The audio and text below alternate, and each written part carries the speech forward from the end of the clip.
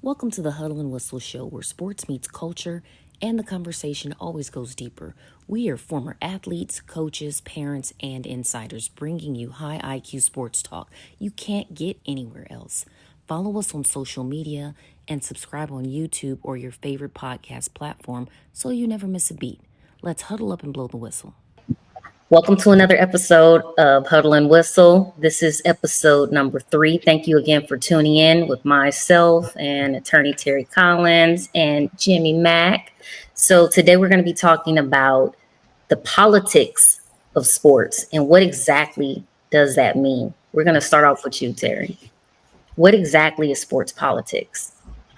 I don't really know. I think it's more along the business side of sports, like the things that really impact marketing, roster spots, playing time, things that really impact why decisions are made behind the scenes. And so that would be my definition of sports politics. It's like that, those things that people really don't, the average fan wouldn't be aware about or may not give much credence to, but those are real factors in terms of the product that you see that's on the floor. And Jimmy, from somebody that's played at the highest level, what does that mean to you when you hear somebody talking about sports politics?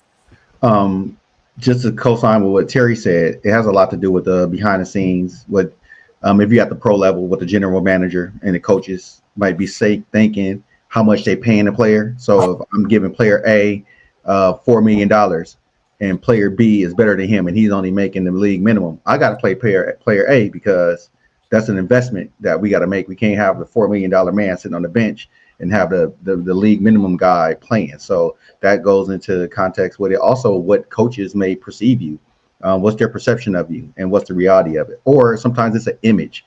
Arizona State softball some years ago, they had a team full of blonde hair, blue-eyed girls on their team. That's all that the coach wanted. He wanted that to be the image. So there could have been a girl that could have been black, a brunette, Asian, Latina.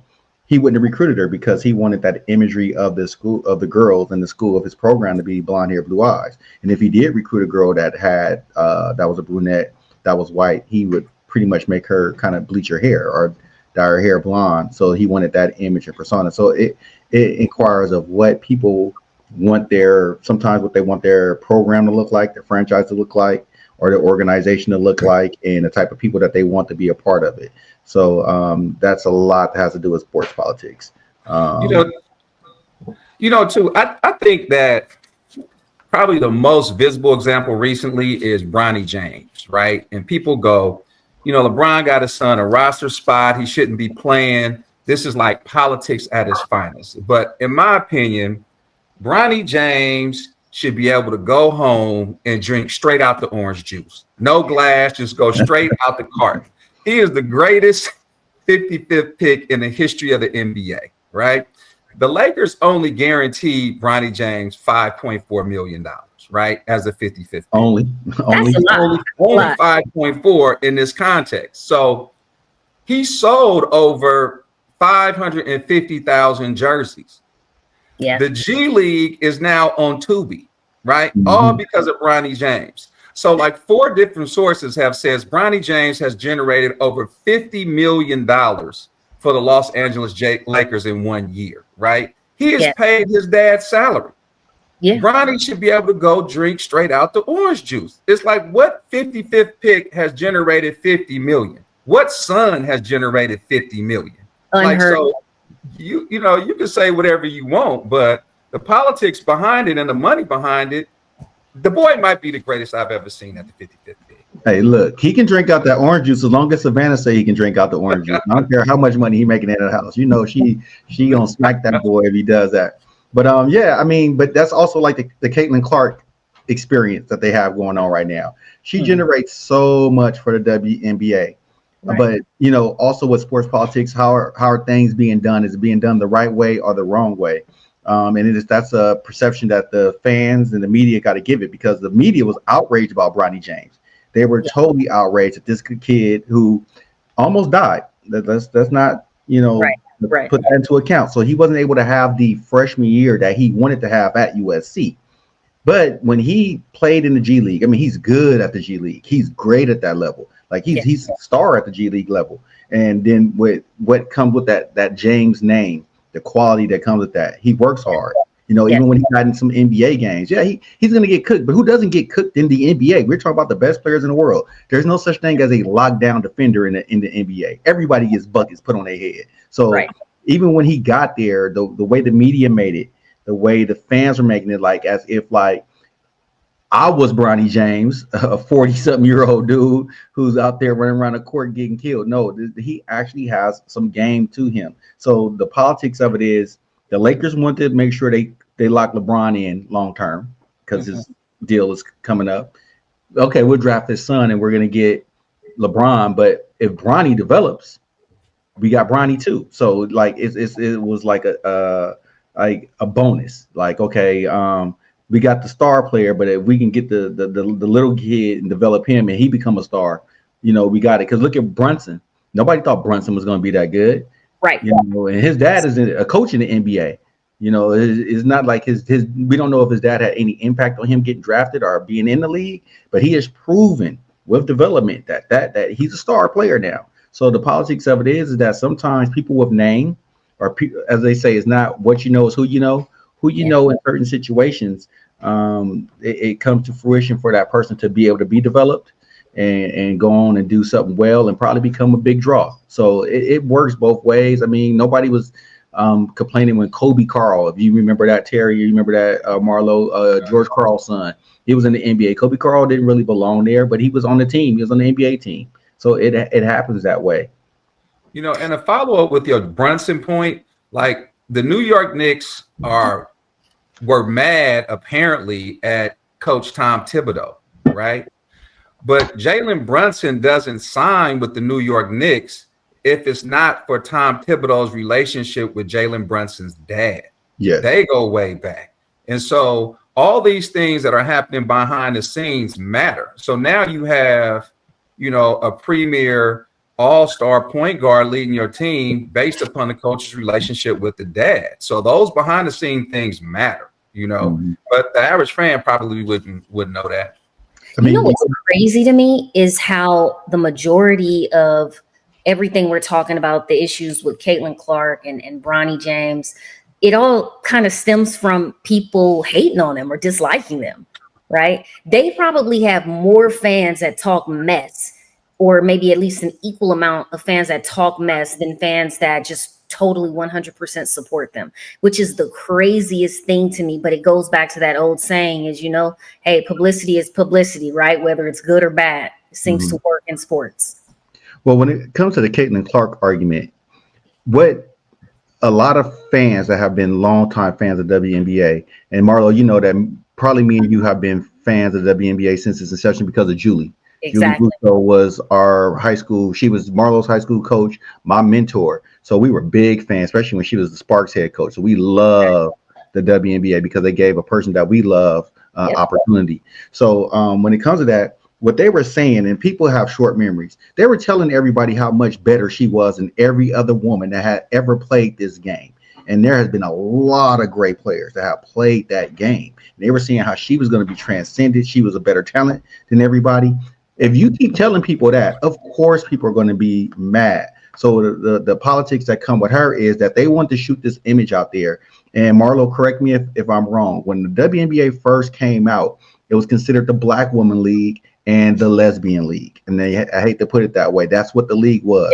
Because the Houston Comets was dominating, and they had Tina Thompson, Cheryl Swoops, and Cynthia Cooper. I mean, those women were phenomenal. They were dominating, and they were reluctantly put into the position to be in the face of that league. And as you're going on, you have the Candace Parkers, Maya Moores, Lisa Leslie, NECA when she was at her height. So you have all these Black women, and some of them are lesbian that are having this great success. And I think with the social construct of what we have in the United States now with MAGA and stuff like that, they were looking for this Joan of Arc image for the sport. Right. And Caitlin Clark just so happened to be this Joan of Arc image at the sport. And they were going to push this heterosexual white woman in the lead of all of this and say how much better she was because she can take logo threes, or because she was just taking 40 shots in a game in college to get 30. So she was doing these type of things, and that's what they wanted to push, because they could have been pushed this league. They could have been made this league bigger and made it into something, but this is what they decided they want to do, and that's the politics of it. Because right now I had to explain this to somebody the other day. When you create an image and other people don't meet this image, Kennedy Carter, for instance, she don't meet this image. Right. You kill her earning power. You kill her ability to be in the sport, because they don't want this black woman who is a dominant ball handling guard who can score efficiently and get her teammates, but she's kind of rough around the edges. We don't want that, because she is the counter of what the image that we putting out there. So that becomes part of the sports politics of it too. I want my league to look a certain way. So in order for it to look a certain way, we're going to get rid of certain players. We'll get rid of certain coaches who have certain styles that they're teaching the girls or the women to play. And I'm not saying girls, teaching these women to play that's going to be counterintuitive to what we want. Because when you listen to Caitlin Clark fans, they just want the other women to just let her score, let her be good, so we can keep buying paraphernalia, and we can say this narrative of her is she's the greatest. And that plays into what's happening around the league, is with people getting on the team and people getting cut. Because remember, Ari McDonald got cut by the Sparks. She got to Indiana because Caitlin Clark was hurt. Then they cut her again. Then they realized, like, dang, this girl, we're actually better with her running the point. Yeah. But I guarantee you, that's going to where Indiana's going to stub their toe with the politics of it. Do we let the fans have their way and let Caitlin do whatever, or do we win and let Ari McDonald run the show? So that's going to be interesting coming in, and that's part of the politics as well, because you want to make money, but you also want to win. Well, I hope that you want to win, because sometimes a lot of these owners, a lot of these people that run these franchises, the money part is all they care about. Getting championships don't matter. As long as I'm making a good return off of my my investment, I'm good. Yeah, and it's so interesting, just to go back into how the politics and even like their personal persona or social media, how all of that kind of rolls in together. Because you can even look at somebody like Angel Reese's younger brother that was just drafted to the Lakers, right? I did not even realize she had a younger brother, right? Yeah. I still can't tell you his name. All I know is he's going to be Angel Reese's little brother. And so for me, it's like, is that more politics, right? She's got this great name. She's got this image, good, bad, or indifferent. She brings people to want to watch the sport. So if we bring her little brother in, then, there's something else to talk about for the Lakers. Oh, Angel Reese's brother. Like, does he even have a name at this point? Julian. Okay, there we go. Julian, I apologize, Julian Reese. But I'm just saying, like, again, politics, right? He could be the best player that we never saw, but he is being, I don't want to say targeted, but he's being promoted as Angel Reese's brother. It's interesting because I used to think people were just initially hating because they didn't like a particular person, right? Yeah. And then I realized sometimes it's just a conflict between like a basketball purist versus somebody that is managing a team or building a culture, right? So, like, for example, one of my good friends, Ryan Dew, I'm going to say his name, right? He runs Team California. It's this AAU program, and he's gotten a number of players to the NBA. He truly believes that the best player should get the roster spot, right? So in his mind, Bronny James wasn't the best 55th player, right? And therefore, he robbed somebody that was better at this particular point in time of this spot, right? And then you contrast that to somebody who runs a high school program, like a perennial powerhouse program, right? So they might have a kid who played in the system their sophomore, freshman, junior year, and they get to their senior year, and that kid is not a starter, right? They will cut that kid and not let that kid play and take on a freshman or a sophomore, because they realize this program has to survive. So this senior who might have been with me for a couple of years, he's not going to give us quality minutes that supersede the longevity of this program. So sometimes they have to let certain players go for the culture and the team, and for them to just remain a perennial powerhouse. Like, these decisions have to be made. And so sometimes it's just a conflict between, you might be the best today, but you're not what's best for this program in the long run. And so what is a coach to do? Like, nobody's bigger than the team, they say. Yeah, but on the opposite side of that, if I had a player that has been busting his tail and working hard for however long he had been there, and then all of a sudden I bring in his freshman, and his freshman probably is better than this senior, and we can do that. But the leadership and the work that senior had put in, I ain't saying that just totally keep him off the team. Maybe he doesn't start, or maybe he starts the ceremonial senior start, and then you bring it in. But what you have is that you have more kids who will be willing to follow and take that role. Like, yeah, I'm probably not the star, but I know if I put in this hard work, and the coach is going to let it pay off for me. I'm going to get some playing time. I might get a bucket here or there, or just do the dirty work. I'm the Robert Horry of the team. You need a big shot. You need a big rebound. I'll come and do that, because you always need those grunts in your program or on your team. The guy that's not really a star, but he makes star plays down the stretch. And sometimes I think when a person has invested their time and energy 4 years at a high school program, maybe 4 or 5 years at a college program, and that person comes in, I think the program gets rewarded more than what their production is, because of how they can be that glue guy in the locker room, how they can have that leadership. Because to me, the leader doesn't always have to be your best player. Your leader just has to be somebody that can rally the troops at any given moment, any given time. So, I was at El Camino College in 2022, and we had a kid who had been there for 3 years, and this is community college. Usually if you have been there for 3 years, you're probably not that good. But he was such a great locker room guy. And I remember our offensive coordinator was just like, hey, I know you have him as a starter because of what he brings to the table. He's been consistent. He knows all the plays. He teaches the other players the plays. Right. But we're going to drop him down to like this 6 on the depth chart, because we just got this freshman in that's dynamic and we want to play him. And I'm just like, wow, this kid has been a leader in the weight room. He's been a leader in meetings. He's done all of this. Now you're going to kick him down. That kid is going to leave. He's going to take off. So we're going to run a risk of losing this really good kid that everybody loves because he's not dynamic enough. And lo and behold, they met with the kid, put him off the team, and the team he didn't put him off the team. They gave him an option, be, the backup to the backup, or, you could transfer and go somewhere else and play.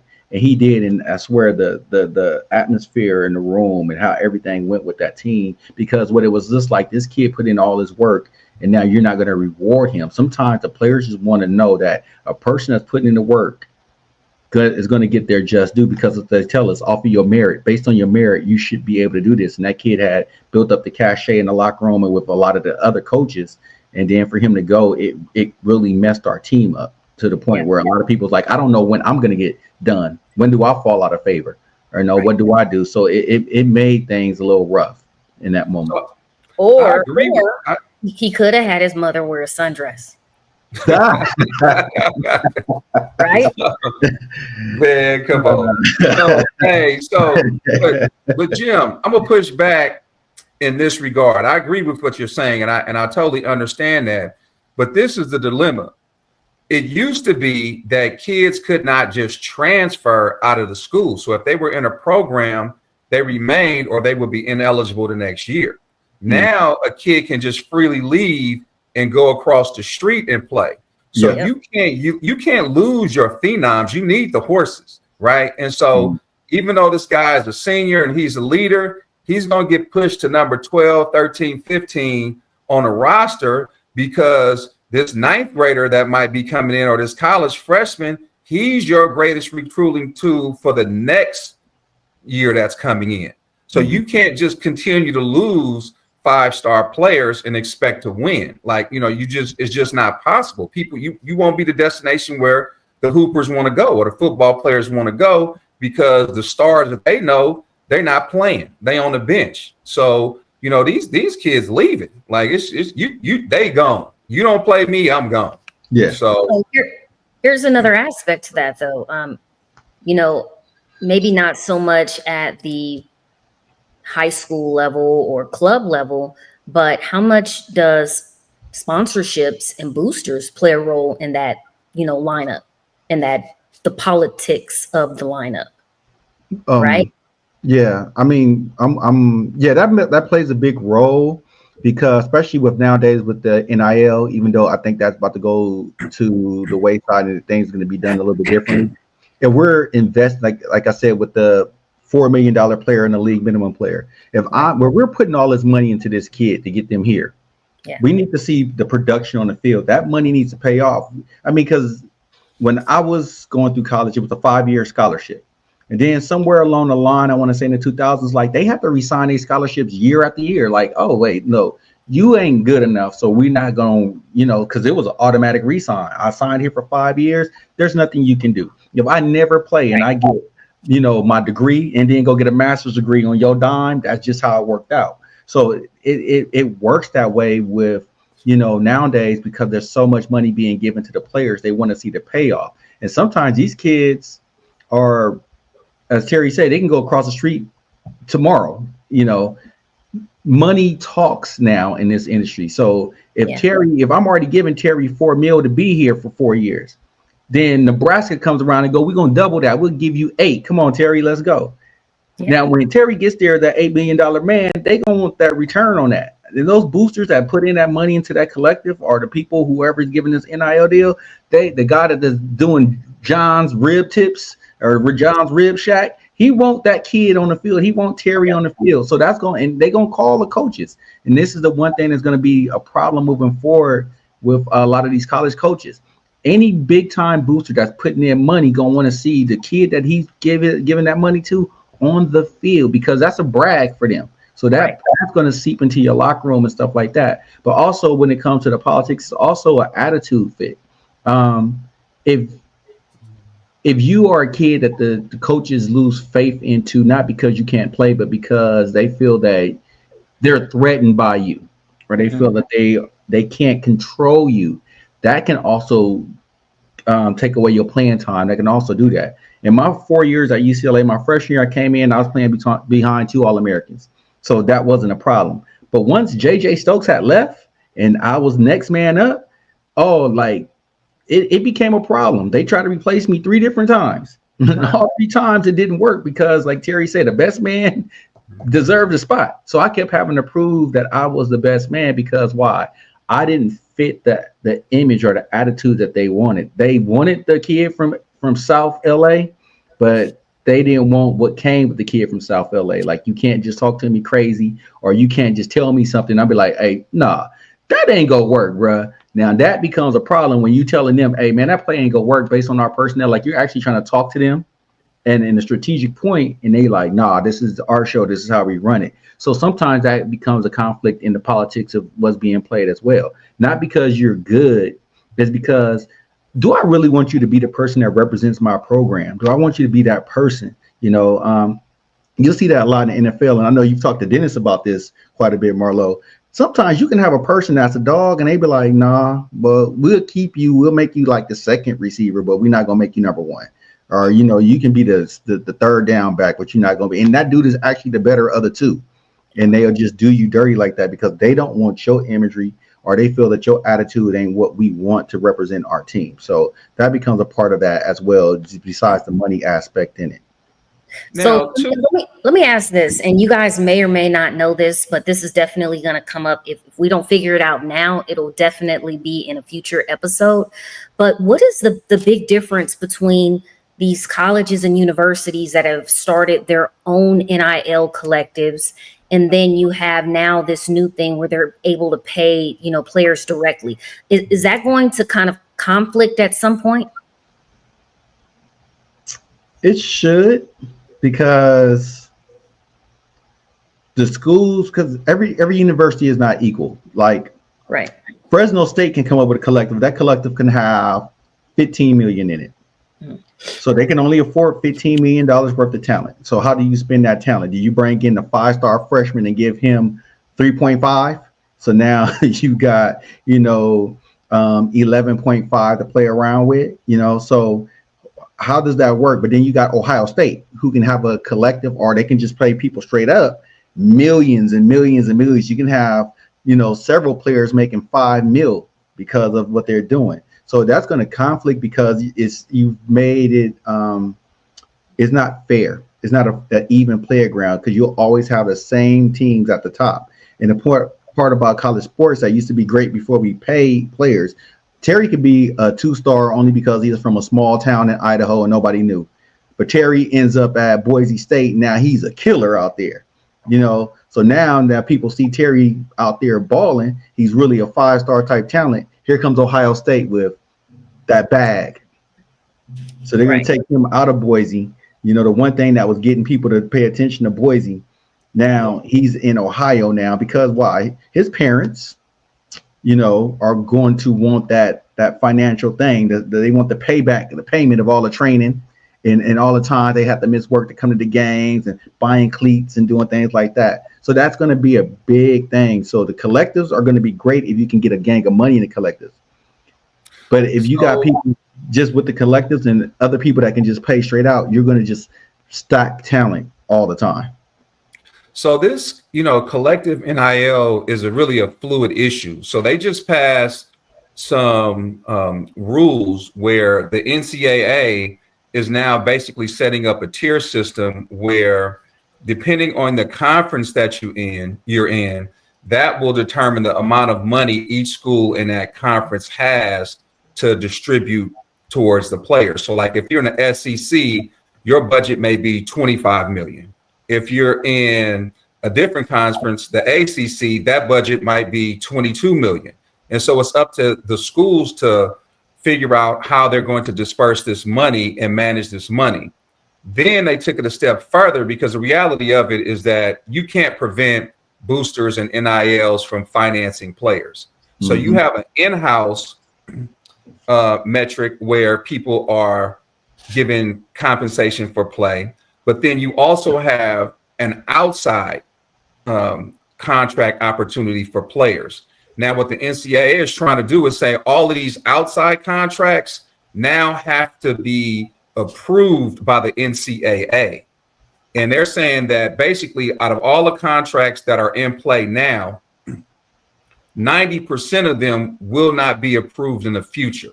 They have to honor all of the contracts that are in play now. So this won't become effective until like 2026. 2026 season. But starting then, if you're, Johnny's Barbecue and you want to sponsor a player or give them an NIL deal or something like that, that contract has to be sent to the NCAA. So I just think it's just a matter of time of people just figuring out how to work the system. So the short answer to your question, Marlo, is, people are smart. They'll figure out how to get their players on the field. They'll figure out how to pay them. It's just no way around it. The human element to that is the NCAA can be bribed itself. You know what I'm saying? If I'm Jackson's bail bonds, there's no way I should really be sponsoring anybody just because of the name of my business. I shouldn't be doing all of this stuff. But they'll find a way to, because that's the problem. That's why we're here where we're at now. The NCAA was making money hand over fist over these players. You have players that are walking away from college with CTE. They get these devastating injuries that they can barely walk, things like that. And they were getting no compensation. When the NCAA, all they had to do was just break bread early and as often as they could, because some of these kids they're never going to hit the professionals in their sport, but they don't have nothing to show for but a degree, and they still got to hit the workforce, and that degree got to work. Because if I got a degree from Idaho Tech, my degree don't hold no weight if I'm going up against somebody from USC for a job. So now I just spent my 4 or 5 years with this degree that sometimes it don't matter where I got it from. Everybody in the SEC, those degrees aren't great degrees to get, but because they're paying people under the table, and now with the NIL, they're getting people. Now I don't even need my degree now. I'm walking away out of college with 4.5 million. So I don't really need the degree now. I've just made my life better. And that was the point of going to college, making my life better. Going to have an opportunity to make my life better. And sometimes it's going to the pros, sometimes it's getting a degree that means something. Unlike how at North Carolina, they were giving out those bogus degrees. Jim, I want to ask you a question. I'm going to phrase this way, allegedly. Sometimes players are recruited and they get compensation to come to a team, not necessarily to play for that team, but the coach does not want you to go play for the opponent. And so sometimes it's like, hey, this kid might be the third cornerback or third starting player on our depth chart, right? but we do not want him going to USC. We don't want him going to Cal. So we need to make sure that he stays at UCLA and is on our roster, because number one or two, they might get hurt. There might be injuries. There might be different things that happen that come up, right? But the reality of it is we can't afford to let this player go compete against us.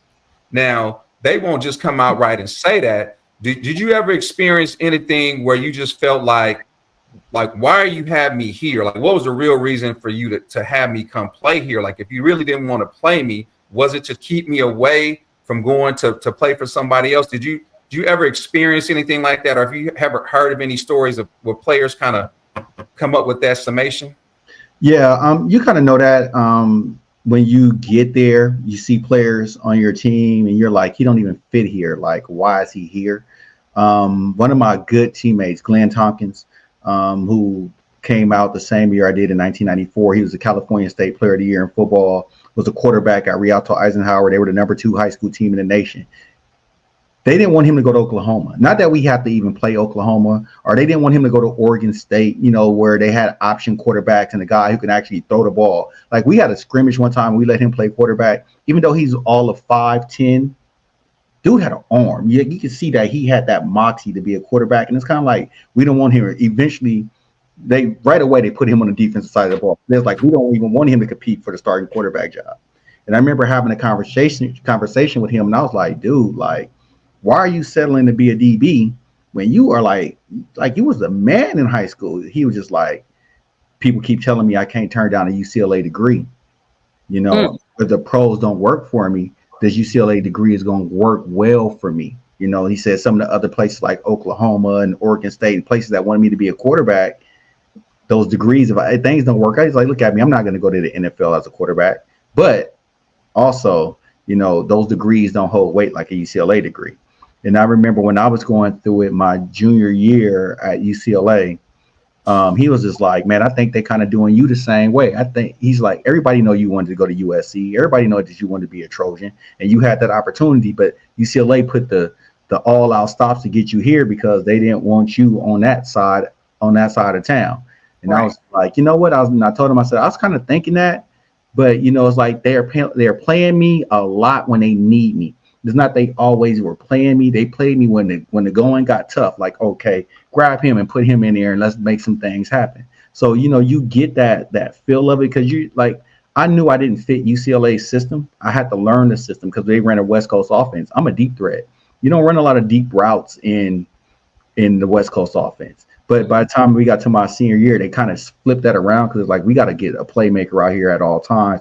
Let's put him more in the offense and throw the ball a little bit deeper all the time to get him going. So it gets that way because they don't want to compete. They'll waste your talent so you don't have to compete. And I hate that colleges do that because you're ruining somebody's life.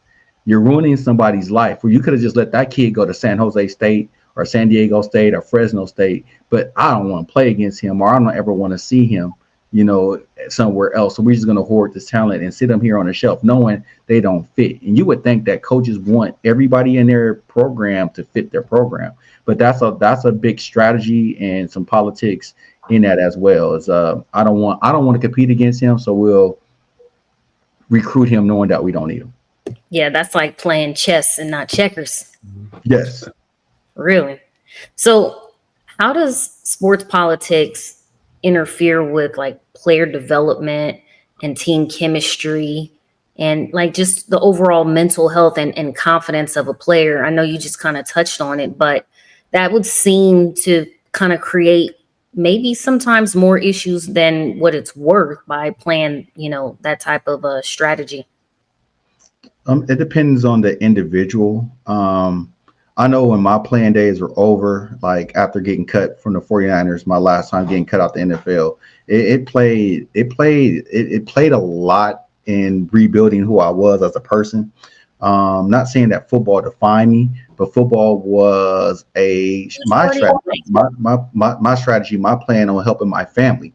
It wasn't just something that I wanted to do. I wanted to make sure that my dad never had to work again, or that my great aunt who sacrificed a lot for the family can just go sit on her butt. You know what I'm saying? And never have to do anything for the family again because somebody is going to take care of her as well. So it can be a bad thing, especially in a locker room, because if you have a player that people love and people seeing them getting done dirty, it puts everybody on notice. Like, hey, no matter how much we think about him, these coaches think another way. So what do they think about me? It gets people thinking. It gets people going. It can make the team sour. Like, you can get people, they'll start building factions. The ones that are going with the program with the coaches, oh, just do what the coach say, or you guys y'all always stirring up trouble. And you can fracture your locker room like that, because you're going to have people going to always be upset with what's going on behind the scenes with coaches, because coaches will have a conversation with Terry and be like, Terry, man, you the greatest player that we got. We going to do this, do that. And then go tell another player that's competing with Terry, like, man, Terry ain't all that, man. We're going to get you the ball. We're going to do this and that. So they're giving these mixed messages. And now Terry and this player that he's competing with have these animosities towards each other, because the coach is telling Terry one thing about how great he is and telling this other player, like, oh, Terry ain't this and that. So that person is building up this resistance. Like, I don't even want to be Terry friend because, I'm competing against him, and the coaches say he's this, and that. So I should stay away from him. So y'all will never have that conversation like, hey, what did the coach tell you? Because that can become a problem, because if players start talking about, hey, man, what coach tell you? Oh, he told me this. Oh, well, he told me this. Then it becomes a problem. So what they like to do, they like to, they don't want a strong unified front with their team. Sometimes they want to have people break off in segments because they can control you a little bit better, so it can become a big problem in your locker room if you don't have strong locker room figures. You got to have strong, even if they're not the team captain, just a strong figure in the locker room that say, hey, this is how we move as a team or as a unit. It's not going to be all of this. So it can really be bad when the politics are being played out in real time and you got players competing for spots, competing for, the opportunity. It can get really, really nasty, especially if the coaches are just allowing that culture to fester. I think we have two live examples that are playing out right now. And this is something that we should watch. The first example is the UCLA women's Bruins basketball team. So they had star freshmen, right? These women were stars, right? That didn't get to play, so they left. Mm-hmm. So the coach says, and is quoted as saying, sometimes you can just have too much talent. Yeah. You can only work with a certain group. So that's one philosophy of looking at it. And then you also have Shedeur Sanders. He wasn't a fifth round, 144th overall pick, right? And so now you have the league saying, we don't want Deion Sanders' sports agency getting a stranglehold on the NFL, right? Mm-hmm. So all the Colorado players that should have got drafted much higher end up getting drafted much lower. So Shedeur now goes in there. He's the fourth string quarterback, but he's clearly the best quarterback. Mm-hmm. So the players are not going to tolerate him sitting on the bench if he's outperformed them. So what are they doing? They're not always letting him have first team reps. They're not always letting him have second team reps. But when he gets in there, he's shining. Now, apparently, he's number 2 on the depth chart, right? Mm-hmm. So we'll see. But that NFL locker room is going to go off if they don't play the best player at quarterback. So you can't tank it in the NFL, especially at the beginning of the season, because everybody has hope, right? So we'll see how these two situations play off. So let's keep an eye on these Bruin women basketball players and these Cleveland Browns. Let's keep an eye on them. Now, the only thing about the NFL locker room is because that NFL locker room is so cutthroat, because it's only 54 spots, which I think is stupid. I think it's the pros. You shouldn't have 54 players, at least 70, at least 75, because people get hurt. And the last thing you want to do is bring somebody off the couch to learn your complicated system in a week, then go out there and try to go against some of the best players in the world. So I always thought that was kind of dumb. But when I was in Chicago, that locker room was so cutthroat. Like a person, Curtis Conway was my teammate in camp. Now, Curtis is secure with his position. So you ask Curtis anything, Curtis would be like, oh, yeah, man, you should do this. Go do that, do that. Bobby Ingram, on the other hand, would be like, man, you better learn that on your own, bro. Like, I don't care if you got success or not. So a lot of times in those locker rooms, when it comes to that, you can be an extravagantly amazing player. I heard this about Joe Horn. When Joe Horn was with the Kansas City Chiefs, he was clearly their best receiver. But no, we're not playing him. No. And they said it kind of fractured the locker room because this dude is on the scout team killing everybody. But then he don't ever get an opportunity to play. He don't come to fruition as a good player until he gets to New Orleans. But he had already been in the league for 3 years. So, you get to these things and that fractures your locker room because everybody's like, are they trying to win? And that becomes a big thing in the pros because they all want to win. They want to be successful. But when I see one of our best players not even getting in the game, not even getting that opportunity, it makes the locker room sick because you're just like, man, we can use this dude because the more you win, the more money you make as a team. You get a different check for those playoffs, that first round, that second round, that conference championship, that Super Bowl. That's more money in my pocket to blow on whatever I want to blow it on. So you're killing that vibe in that locker room because those dudes are like, we can actually win. And you know how winning gonna get other people commercials, gonna get certain people more deals and more sponsorships and all that stuff. So you're playing with my money because you don't want to play this person. So what's the first thing they're gonna do? How can I get out of here? I remember being in the locker room after a preseason game. We lost to the Bills, and there were dudes on the phone with their agent. Man, you got to get me up out of here. We not trying to win around here. They messing with my paper. And at that moment, I'm like, you on contract. But these guys they know winning brings celebrity, brings opportunity outside of the sport. So that's why you get a lot of guys who be like, oh, it's about me. I'm a make myself into a brand and make myself big so I can set myself up for after this. And a lot of times people don't want one person to be bigger than the brand, like you said with Deion's agency, but you don't want Shador to be that guy. You don't want that because then that promotes Shador, that promotes Prime's agency, and it's going to get more players to come in and go, I want to be under that umbrella because we can run this thing. That comes into, my next question, comment, and statement. And it's like, does having connections or name recognition really play a significant role in politics? And I think we all can agree that it absolutely does. However, it's like you have the positive aspect and then you have the negative aspect. Because again, Shador Sanders could probably take that team a lot farther if they just allowed him to shine, right? More sponsorships, more this, more that. And then it's not just for him, but it's for the other players too. If he's throwing those dimes and they're, catching them, now you've got the receivers that are getting, that shine. And I just don't understand that aspect of the politics where a coach or general managers or the management team doesn't look at that and remove their own personal ego and say, you know what? Let's get to the bag. Let's talk about this money that they are going to bring to our program. No, I agree with you. I think the beginning of the season, everybody feels like they have a chance at winning.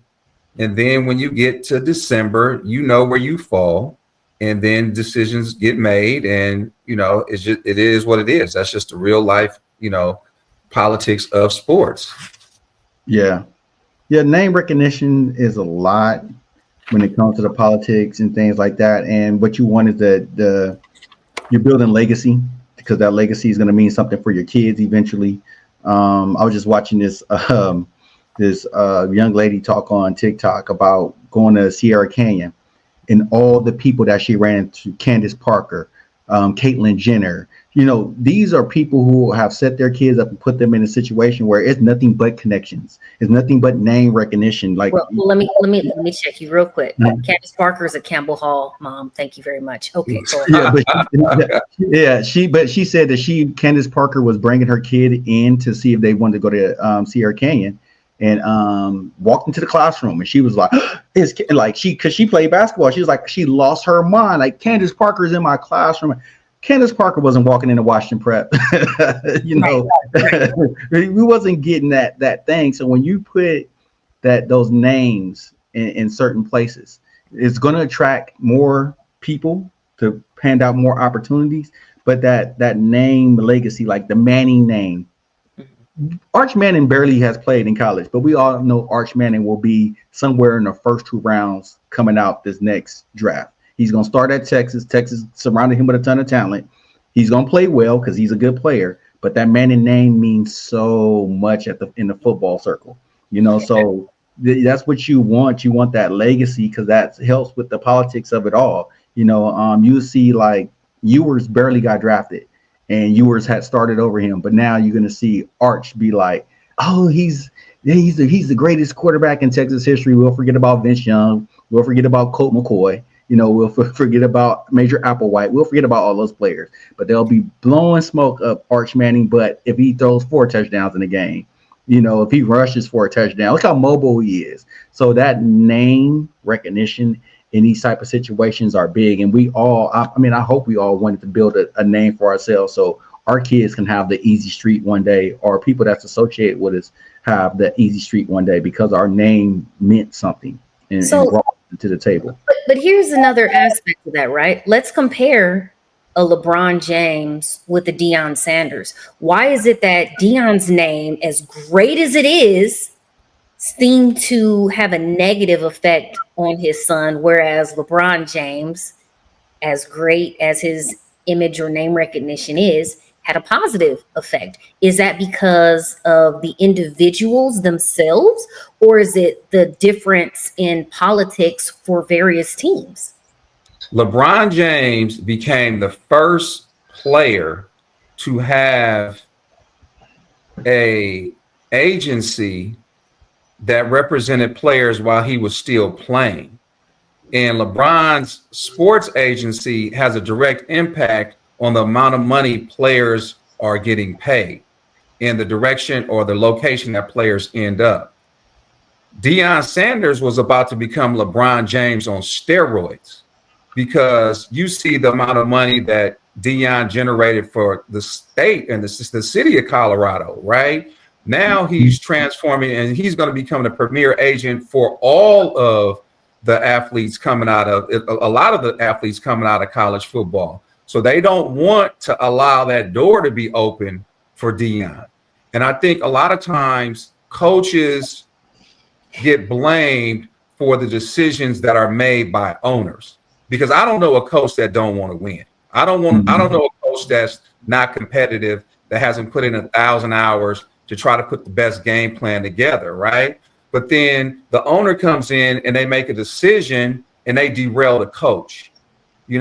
Antonio Pierce said, mortgage everything. We want Jaden Daniels at quarterback, right? Management wouldn't let him do it. The Raiders didn't have a quarterback. We saying we, because I'm a diehard Raider. We didn't have a quarterback, and it tanked the season, and Antonio Pierce gets fired. He probably has his job, right? If he still has a quality quarterback. Yep. Devontae Adams is still there with the Raiders, right? So then you take another extreme where you look at the Dallas Mavericks, right? Their owner allegedly was promised that the city of Dallas would pass legislation for them to allow gaming rights and casino for the city of Dallas, because the owners of the Dallas Mavericks are also the owners of the Sands Casino in Vegas, right? The legislation didn't pass. They didn't get their casinos. So the owner could have very well been like, no casino, we not paying Luka $345 million, right? You didn't give me my casino as promised. I'm not going to generate the income that I was going to need to be able to play Luka, right? So now Nico Harrison and the coach get blamed for trading Luka, but it was the owner, right? A business person, like, I'm not paying him $345 million and I don't have my casino rights, right? But then somehow they end up with the number 1 pick. So I don't know if it's a quid pro quo or what happened behind that, but the relationship between the league and the owner is sometimes totally out of the hands of the coach, and it's simply above their pay grade. Another aspect that I'll touch on with that, because everything that Terry said is absolutely true. There's a lot of back alley deals being made for some of these things. When it comes to LeBron and Deion, LeBron's still making the NBA money. Deion wasn't making no money for the NFL. So that's why it could work a little bit more in a positive, because Bronny has generated what you said, $55 million. Yeah. And jersey sales alone, he's not getting that money that goes to the NBA, that goes to the Lakers franchise. So that money is being spread around, not to mention the LeBron jerseys and the LeBron paraphernalia and LeBron being on the Sunday night game and millions of viewers watching and stuff like that. Where Deion isn't with the NFL. He doesn't bring the NFL any money, but he's pulling his money out of the NFL by getting these players drafted and paid and stuff like that. They're going to want that person to generate revenue as well. And also a person like Deion. LeBron, you can't really control him, but you have some controls over him. You will never be able to fully control a Deion Sanders. Is no way. Like, even if you made him a coach, I dare the owner, I dare the GM to come in and be like, hey, Deion gonna look at them like, man, if you don't get up out of here with that, no, this is what we doing, because Deion wants to win. Deion is a ultimate competitor, and you're not going to control the person that he is. So by even letting Deion get his foot in the door in the NFL as an agent, or have his agency going, or even because a lot of people are like, if we get Shador, then eventually Deion will become the coach. They did not want that at all. They don't want that, because they know Deion ain't gonna play your games. He gonna play his game. He gonna crash the boat on his own terms. He ain't gonna let nobody else pilot the ship. He gonna pilot the ship, and if it crashes, it crashes. So that's another thing that's the difference between that. Yes, LeBron comes across as this independent entity, but LeBron has done so much business with the NBA that is bringing the NBA money, where Deion isn't bringing the NFL any type of money. So yeah, we can do his son dirty and do the players that's under him dirty, as long as they don't, which could backfire, because if all those players come out and they become stars in the NFL, they're going to lose that battle. But for right now, they still have that semblance of control. Got it. And I think you're definitely spot on with that, Jim. And just to highlight that even more, I believe the statistic was that when the Lakers were eliminated from the playoffs, right? And you could attribute it to Luka or LeBron or whatever, right? But when the Lakers were eliminated from the playoffs, they said NBA viewership went down. It was either 29% or 39%. Like, it was just an immediate fall off. So LeBron is a different animal when it comes to generating money for the NBA. Mm-hmm. So, is there a way to eliminate politics in sports? No. No. I mean, it's the human element, like, I was just telling my wife about Bob Myers. Bob Myers was the guy who ran Golden State through their glory days and winning all these championships. When Bob Myers was in college at UCLA, he was a scrub. He was a guy on the bench. We cheered when he got in the game, like, hey, Bob's in. Hey! He was that crowd favorite guy. Nobody thought Bob would get to this point. So I think that's what made Bob such a good GM. He was just like, I know how it feels to be the low man on the totem pole, and I know how to build my name and my brand as a person. So I'm going to let my coaches coach.